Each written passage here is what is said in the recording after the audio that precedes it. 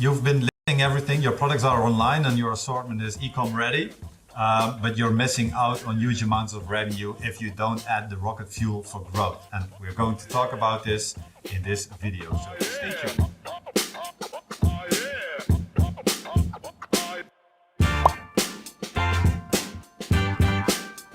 We've talked about a lot in the past videos.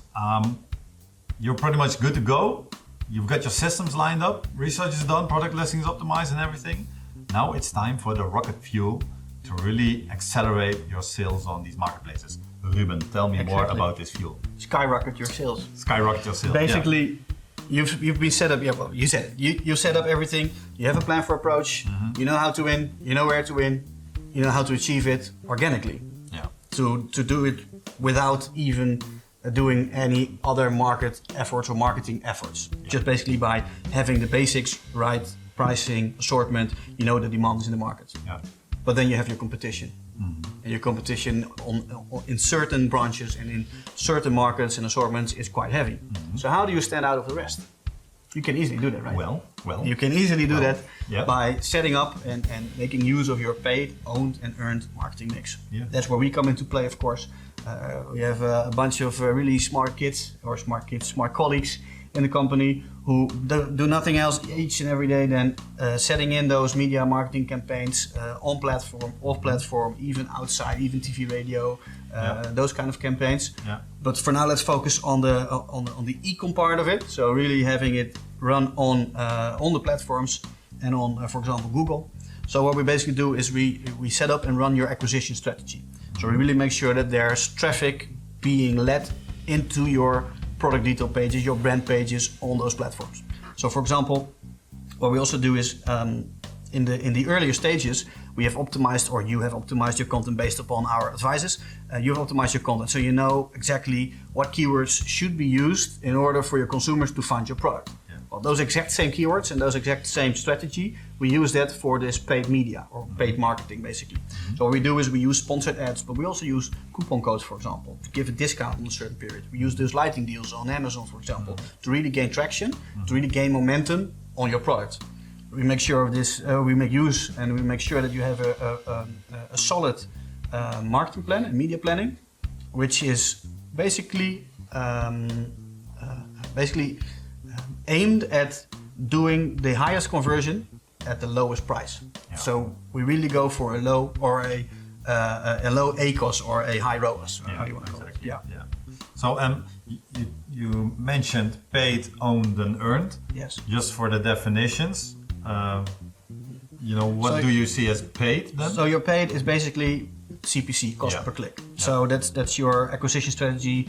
Google AdWords or Google Ads is called these days, I believe. That's your sponsored products on bol.com, on Amazon. That's your paid marketing. Okay. Not only that, of course, there are a lot of others, but for e-com, it's that part. Yes. Yeah, that makes sense. And owned, what is owned? So owned is basically your brand recognition, right? So your owned marketing are for example, your own channels, your own web shop, but also the brand, if you're a brand, the brand or the retail formula which you're owned. So you have brand recognition. That's your own marketing channel, basically, or your own marketing mix. Okay. And then your earned basically is people talking about you as being the number one brand to go to for, I don't know, laptops or for coffee or whatever you want to go. Yeah. So exactly. So the earn is what what all the previous steps and the experience that you had or that people had with your brand. Correct. Which resonates across social channels or wherever. For example, the chatter, which is the rumor around the brand, basically. Yeah. Cool. Yeah. Okay, that makes sense. So, I guess there are some great examples of earned in the Dutch market, and I guess we've talked about it just a minute ago about Coolblue. I guess they really top the charge in terms of earned marketing. Yeah. Everyone who's in the market for a new washing machine or whatever. Top of mind. It is. Yeah. And it's not only the earned marketing and the earned association which you have, which is most of the times positive with Coolblue, but it's also their operational excellence. We were talking about those solar panels and the whole experience about the solar panels, which was basically not their core business.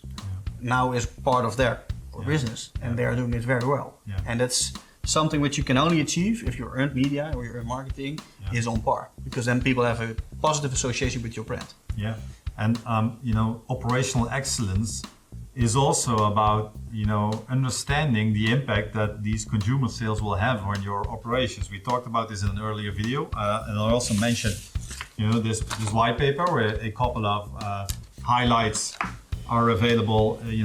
Impact on logistics, financials, customer care. And it all is part of operational excellence, right? So you have to really focus on these things. Yeah, and then of course, if you want to give it a little bit more of a push in the butt, push in the back.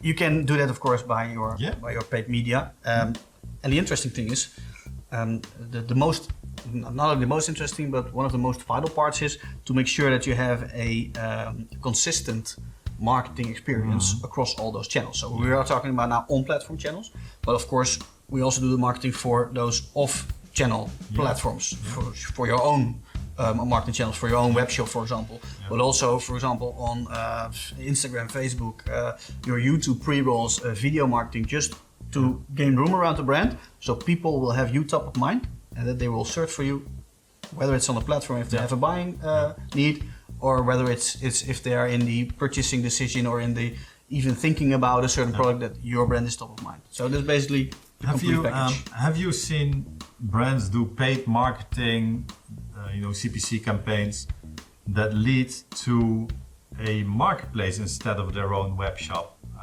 now? So, for example, Google Ads with the destination of a Amazon product page. Yeah, we've seen that, and we see that with some brands who are not actively selling via their own shops. They choose to redirect the traffic to, for example, an Amazon or a bol.com. We see that. To be honest, that's not something which we, out of this e-commerce department, advise them very frequently, since we then most of the times advise them to also start their own shop. Since directing traffic to bol.com or to Amazon, yes, of course, you're aiming at your own product detail page or your own product page, but there's quite a risk that people will click out of your product, or they land on a product overview page. Yeah, and you don't own that customer data. True.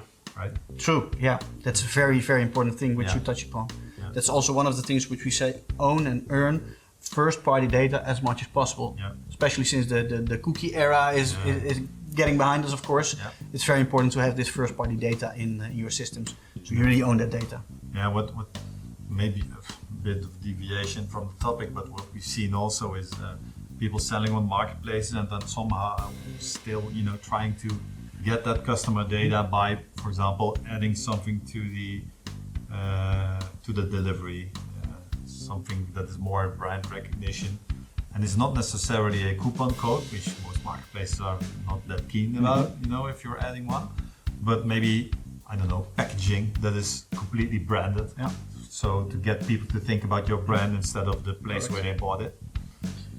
Interesting topic which you are putting into now, about packaging. Yeah. Obviously, e-com is different, or doing e-commerce shipping is different than doing shipping towards stores. Yeah. Because now you have one-off products instead of having multi-packs with 5 products in one gray or brown box, which you unbox in the store and put it in the shelf. So that's a very important thing. That's something which we didn't touch upon, of course, but that is something which also has to do with branding. We can advise that, we can help people with that, of course, or the companies with that. It's very important. Also, one of those preconditions, so we have talked about step 0. One of those preconditions is, are my products e-com ready? Yeah. One of our largest clients, they do, basically they buy products from Far East, something like that, and they get it over here, and it's not e-com ready sometimes, or most of the times. They are now in the process of rethinking that and reversing that, basically. So they are putting in requirements. What should an e-com ready e-commerce or e-com ready product look like? Mm-hmm. What kind of checkboxes does it need to tick? Mm-hmm. And how are we making sure that it's being developed over there in order for here to be in store, right? Yeah, that's one approach. And I think what we also see is, for example, brands that do the B2B deliveries themselves from their own warehouse, is that they use a third-party fulfillment company for the D2C logistics. Because it's basically the same for them. They'll just put a bunch of products into a warehouse somewhere, and then another company is taking care of the shipments for individual consumers. Yeah. That's also something, it can work, but the only difference is that you're still allocating stock. And I think, yes, so D2C and B2B, I think it is done anyway. A lot of brands that we talk to do that somehow, because maybe they know what the volume in the B2B business is. And we actually talked to one brand who had to stop their marketplace sales because they were selling too much and their B2B customers couldn't buy. Yeah. So there's a conflict. Correct. That's something to think about. Yeah. That's also interesting part of what you were stating. We have also a client. I know. I Only talk about all these interesting things. So we have also one client which is basically doing all the parts within the complete sales chain. So they are a brand, they are a distributor, they're a wholesaler, they're a retailer, and they're D2C. Yeah. That's very difficult. Yeah. If you have multiple brands, multiple stakeholders. Yeah. Oh, and by the way, they also do B2B. Yeah. So they also sell to there's other conflicts businesses. of interest. Exactly. Everywhere. And what we always do is then also on this data-driven approach, on this omnichannel roadmap for approach, we look at what will bring each channel for my company, and how should I position my brands, my assortment, my domains, for example. How do I need to run my e-com business across all those channels without having too much of a conflict between those channels, but also with my brands and retailers, which I'm buying from, which I'm also competing with on those marketplaces. Also, in the channels, but also the people, that are responsible for those channels within your company. Yeah. So I've seen it happen, and the sales team, the B2B sales team, was reluctant quite a lot of times of allowing another team to do sales directly to the consumer because they thought it would interfere with their business. It happens. Think about it. I don't think it's something you should then decide, okay, then we'll just not do D2C. It's just something that's there.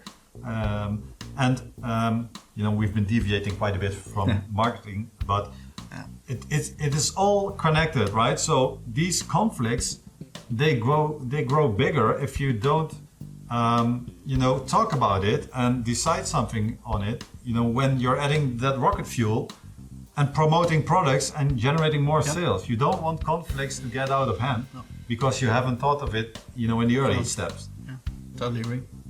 Cool. Yeah, thanks. Yeah. I think that's basically it. Yeah. Well, of course, we can talk a lot more about paid, owned and earned media marketing. That's basically legacy from Greenhouse and from Group N, of course. Yeah. But indeed, for today, we're focusing on e-com and the best in class and the best plan to win on e-com. Yeah. And of course, it's a no-brainer that you need to do some kind of media or marketing. Even, that's also interesting, even if you're not selling on a marketplace, you can still do marketing, again, for branding purposes, to be aware, to be available so that consumers can be aware of your brand. Exactly. Yeah. I think that's to conclude it. I think, so if you've been watching all these videos, you've heard all the steps, that you need to take to win in e-commerce. If you haven't, watched all the videos and you're just dropping in this video, for example, go ahead and watch these videos. Following these steps makes sense. It'll help you win in e-commerce. It'll help you do this on, based on a data-driven approach and not just gut feeling. People can get a long way with gut feeling, but at some point, that just stops. You can't scale any further beyond that. We have seen it happening quite often. Yeah. That people start on a gut feeling, they do well, and then they call us and they say, okay, it's getting out of hand. Yeah. In a positive way. Yeah. And then they say, we need a strategy for this. Yeah. Can you help us? Or what should we do next? Yep. Yeah. Cool. So, just, follow these steps. I think they're great steps. If you've got questions about this, Hit me up. Yeah, you can just connect with Ruben on LinkedIn, and I'm sure he'll help you out. And if you've got questions for us at EffectConnect, just drop us a line or call or chat or whatever. Or connect with me on LinkedIn, that's fine. Thank you for today, Ruben. I'm sure we'll create some cool insights in the future together. But for now, we've got a complete roadmap on how to win in e-commerce, and we'd advise every brand to just follow these steps. Basically. Exactly. Cool. Start winning. Thank you. Thanks. Thank you. Bye-bye.